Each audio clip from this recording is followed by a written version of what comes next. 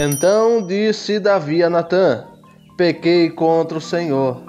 E disse Natã a Davi: também o Senhor transpassou o teu pecado, não morrerás. 2 Samuel, capítulo 12, versículo 13. Lemos no livro de Lamentações que Jeremias, quando vê a cidade desolada, Jeremias se entristece com aquela situação terrível, mas mesmo assim Jeremias olha para aqueles que estão vivos, para a sua vida, para o remanescente que ainda estava ali, para o povo de Deus que ainda estava de pé, que Deus ainda os manteve. Ele olha e diz em Lamentações capítulo 3, que nós não somos destruídos por causa das misericórdias do Senhor, que elas se renovam todas as manhãs. Então, pelas misericórdias de Deus, nós estamos de pé. Diz a própria Bíblia: quem és tu para julgar o servo alheio? Todos nós somos servos. Jesus vai contar uma parábola. Ele vai dizer aos seus discípulos: quem de vocês, tendo um escravo, trabalhando o dia todo, vindo do campo, você dirá a ele: senta-te à mesa e come comigo? Ou não dirá antes: sirva-me, me dê a bebida, me dê a comida, e depois como você? E depois de ter feito tudo isso, ainda direi: sou um servo inútil, porque fizemos somente aquilo que tínhamos que fazer. Então todos nós somos servos do mesmo Senhor, todos nós somos servos do mesmo Deus. Dizendo isso, o que eu estou querendo dizer? Que podemos andar de qualquer maneira, que podemos viver de qualquer jeito e nada nos acontecerá, porque estamos debaixo da graça. Já não é mais pela lei de Moisés, já não é mais pelo que fazemos, pelas orações, jejuns que somos salvos, mas é pelo sangue de Cristo, pela cruz de Cristo. É isso que estou dizendo? Claro que não, senão seria uma graça barata, como já disse, já escreveu Bonhoeffer. E a graça não é barata. Para nós a salvação é pela graça, é de graça. Mas não foi de graça para o Filho de Deus, não foi de graça para Cristo Jesus. Teve um preço, e um preço alto. Nós vimos ouro e prata. Quanto tempo dura um ouro e uma prata? Mesmo assim, o apóstolo Pedro vai dizer que não foi com coisas perecíveis que ele pagou por nós, não foi com ouro e com prata que perecem, mas foi com o seu precioso sangue. Então não estou dizendo que somos todos iguais, então todos podemos andar de qualquer maneira, não. Mas a graça de Deus nos capacita a ter uma vida santa. Nós temos uma vida santa, vivemos um caminho santo, não para chegarmos a Deus, mas porque Deus nos alcançou. É reflexo do que Deus está fazendo em nossa vida. É reflexo de Deus em nós, em nossa alma. Então, como diz Romanos 12, que nós oferecemos nosso corpo a Cristo, nossa vida ao Senhor Jesus, que é o nosso culto racional. Nosso culto é a nossa vida perante Deus, é o nosso dia a dia. Nos reunimos com os irmãos, é uma bênção, é maravilhoso. Mas a vida cristã não se limita às reuniões. A vida cristã não se limita a se reunir todos os domingos e quartas-feiras, ou terça, ou seja o dia que for, ou até mesmo todos os dias. A vida cristã não se resume em reuniões. As reuniões são para fortalecer os irmãos. Como diz a Bíblia, uns têm cântico, outros têm uma palavra, outros têm uma profecia. Nós somos membros uns dos outros, então um fortalece o outro, um levanta a vida do outro, um ajuda o outro. Então estamos em comunidade, é maravilhoso, mas a vida cristã acontece 24 horas por dia. A vida cristã acontece 24 horas por dia. Toma o exemplo de Davi. Davi era rei de Israel, era homem segundo o coração de Deus, não somente quando estava em batalha. Não, Davi era homem segundo o coração de Deus 24 horas por dia. Não é só quando Deus dava vitória a ele. Não é só quando Davi estava guerreando contra os amonitas, moabitas, os filisteus, que ele era o homem de Deus, que ele era o homem segundo o coração de Deus. Mas era também com a sua família, era também com os seus filhos, era também com os seus soldados, com aqueles que estavam mais próximos dele. Com esses também Davi era um homem segundo o coração de Deus. Então Davi, por orgulho, por descuido, o poder chega a Davi. Tantos anos dando ordens, tantos anos executando os desígnios de Deus, tantos anos colocando um homem aqui, um homem ali, um soldado lá, um soldado cá, guardas ali, levantando o castelo, edificando a cidade, edificando um país, Israel. Tantos anos. O orgulho toma conta de Davi.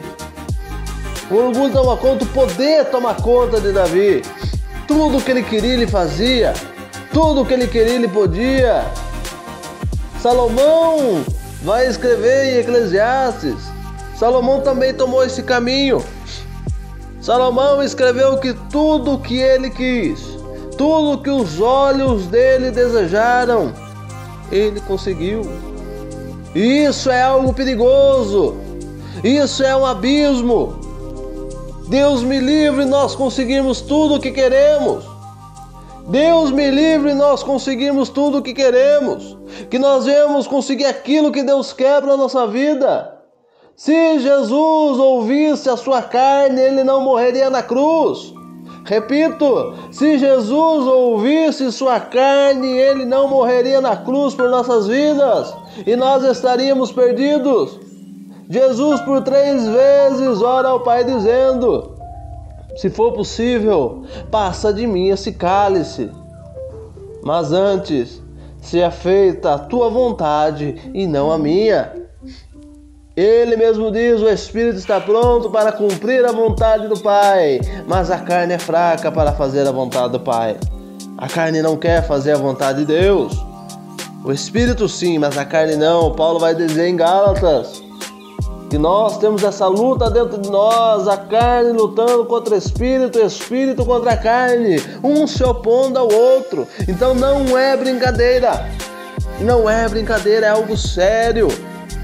É algo poderoso, é algo que vem para derrubar ou edificar nossa vida. É uma luta séria.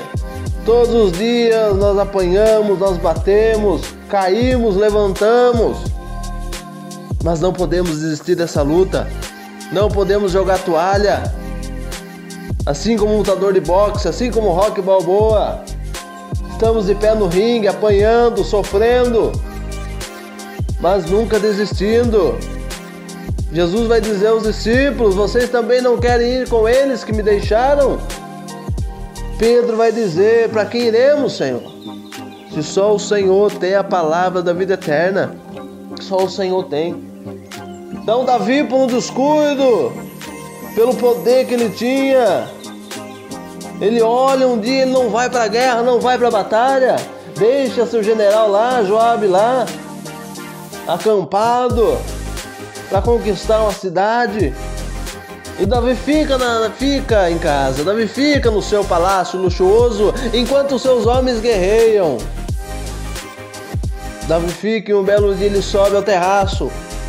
A cidade, os palácios, em geral, ficavam no meio da cidade e tinha o topo do palácio mais alto. Para quê? Para que lá de cima do palácio, no meio da cidade, pudesse olhar toda a cidade e todos os muros da cidade como forma de proteção e antever o inimigo e antever todo o perigo que viesse. Então o palácio ficava geralmente no meio da cidade e era o ponto mais alto da cidade. Davi sobe no alto do castelo do seu palácio e lá de cima ele consegue ver Batseba, uma mulher que não estava se exibindo, mas estava fazendo um ritual de purificação. Ela estava cumprindo a lei de Moisés, que dizia que depois da menstruação a mulher tinha que se purificar, tomar um banho purificador. E isso que ela estava fazendo. Davi olha para Batseba, Davi chama um dos seus servos e pergunta quem é aquela mulher. O servo vai responder: é Batseba, mulher de Urias, o Eteu. Urias nada mais era do que um dos 300, 400 homens de Davi, os homens de guerra de Davi, um dos homens mais importantes do seu exército. Então o rapaz diz a mesma coisa que o rapaz dissesse a Davi: Essa mulher, Batseba, ela é casada. Davi não quer saber. Davi, tudo que ele queria, ele tinha. Davi manda chamá-la. E ai de Batseba se não obedecesse o mandato do rei. Ela foi.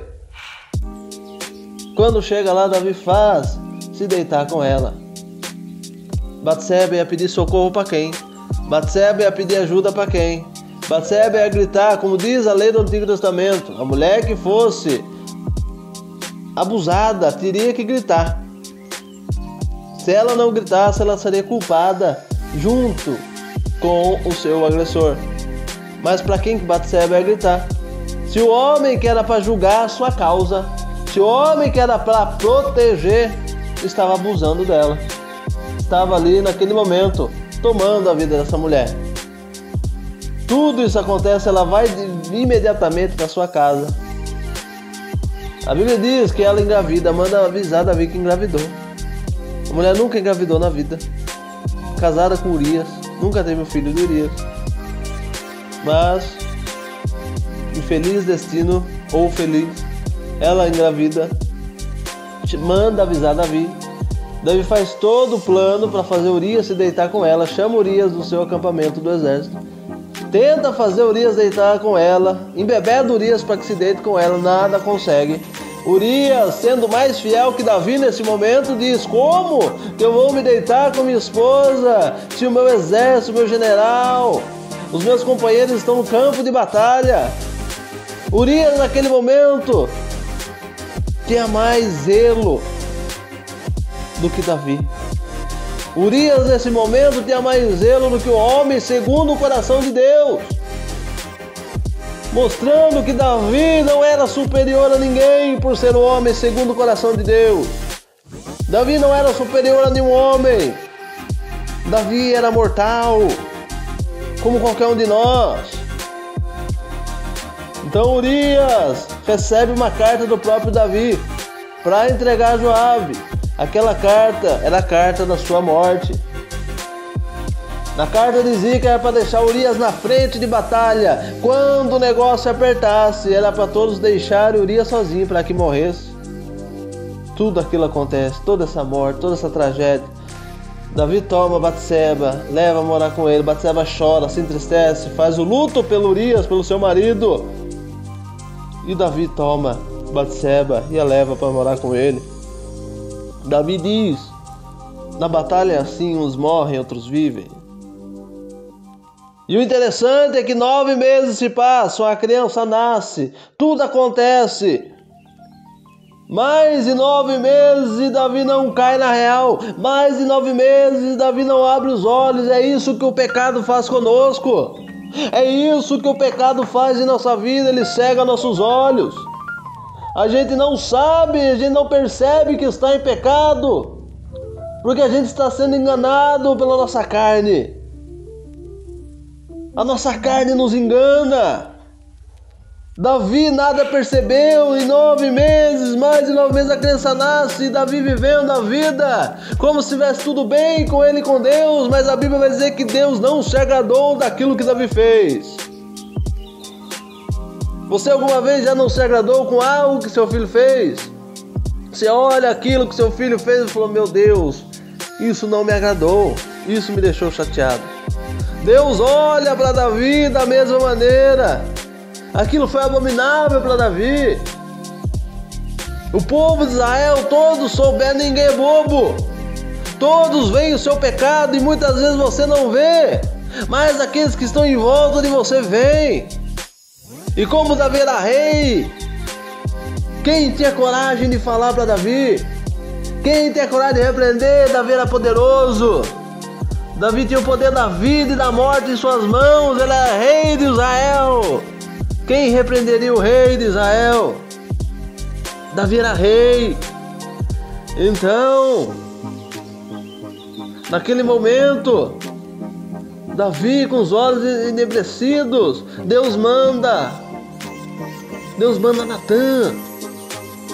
Imagine Natã quando recebeu a ordem de Deus. Natã pensou: o que eu vou falar a Davi? Como que eu vou dizer a Davi? Davi está cego. O homem segundo o coração de Deus está cego pelo pecado. Está cego. Então Natan tem uma ideia. Vai contar uma história, Davi. E nessa história que ele vai contar, Davi, um homem pobre, tinha uma pequena ovelha, um pequeno cordeiro que criou desde pequeno. Só tinha aquele animalzinho, dormia com ele, comia do seu prato, bebia da sua água. Amava aquele animalzinho. Enquanto isso, o homem rico tinha vários animais. Era muito rico, muito poderoso. Então um dia vem um visitante na casa desse homem rico e ele quer dar um jantar, mas não mata nenhum dos seus animais, não oferece nenhum dos seus animais. Mas na parábola vai dizer que ele vai e pega. Não pede, não compra, não, ele pega o animal daquele homem pobre, mostrando que Davi pegou a Batseba. Foi algo desleal, foi algo maldoso. O pecado faz a gente achar que podemos todas as coisas, como erroneamente pensam, tudo posso naquele que me fortalece. Sem o contexto, o que podemos naquele que nos fortalece? Passar por todas as dificuldades, aprendendo a ter e aprendendo a não ter, aprendendo com o bom, com o melhor e aprendendo também com aquilo que é fraco, escasso, ruim. Aprendemos porque Deus nos fortalece em todo momento. Então, depois dessa parábola, Davi fica furioso e diz: esse homem tem que morrer, merece a morte, e que venha pagar 4 vezes o que ele fez, o preço. Aí Natan vai dizer: muito bem, Davi, esse homem é você mesmo deu a sentença. E Deus repreende Davi e diz: Davi, eu dei tudo para você, e se você quisesse mais eu ainda te daria, mas você matou Urias, tomou sua mulher e o matou com a espada dos filhos de Amon. Davi matou Urias, foi Davi quem o matou. Ele usou os artifícios da guerra, mas quem matou foi Davi. Ele estava tão cego pelo pecado que, além de adulterar, ele tirou uma vida de um homem que era fiel a ele, de um homem que era do seu exército, um homem fiel ao seu exército. O poder que o pecado tem é grande. Não podemos brincar com o pecado. Não podemos, a Bíblia diz, para resistir ao diabo, submetei-vos a Deus primeiramente, submetam-se a Deus, estejam debaixo do querer de Deus, da vontade de Deus. Aí resiste ao diabo e ele fugirá de vós. A Bíblia diz em Lucas que quando Jesus é tentado e volta do deserto, Satanás o deixou por alguns momentos. Naquele momento, aquela hora, o diabo tinha deixado ali de tentá-lo, mas depois voltaria. Davi caiu em tentação.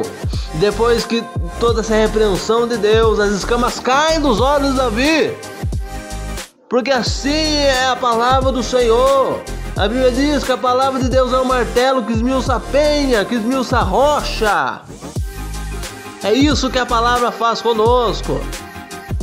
Ela consola, sim, claro que ela consola. O coração quebrantado, ela consola cada uma de nossas vidas, nossa alma, o refrigério, mas ela também quebranta a rocha, ela bate, ela quebra, ela mói como mói a rocha. Davi cai em si e diz no versículo 13 que lemos: pequei contra o Senhor. Davi reconhece: eu pequei, eu errei, pecar é errar o alvo, errou feio, erro rude. Davi erra, peca e assume seu erro, como o homem segundo o coração de Deus faz. O homem segundo o coração de Deus caiu em pecado, caiu em danação. Mas o homem segundo o coração de Deus também reconheceu. O homem que anda com Deus reconhece suas falhas. O homem que anda com Deus reconhece seus pecados, seus erros. Assim Davi reconheceu. Assim Davi se entregou à vontade de Deus. E Natan vai dizer: também o Senhor transpassou o teu pecado e não morrerás.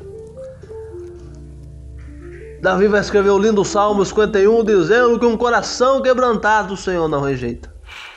Um coração que se quebranta o Senhor não rejeita. O diabo quer tragar nossas vidas todos os dias. O diabo quer levar nossas vidas a todo momento. Mas temos um intercessor. 1 João capítulo 2, versículo 1 vai dizer: filhinhos, não pequem. Não vivam no pecado, não vivam no erro, não vivam. Mas se pecarem, tende advogado fiel, justo, perante Deus, à destra de Deus, Jesus Cristo, o homem. O homem viveu como nós, foi tentado.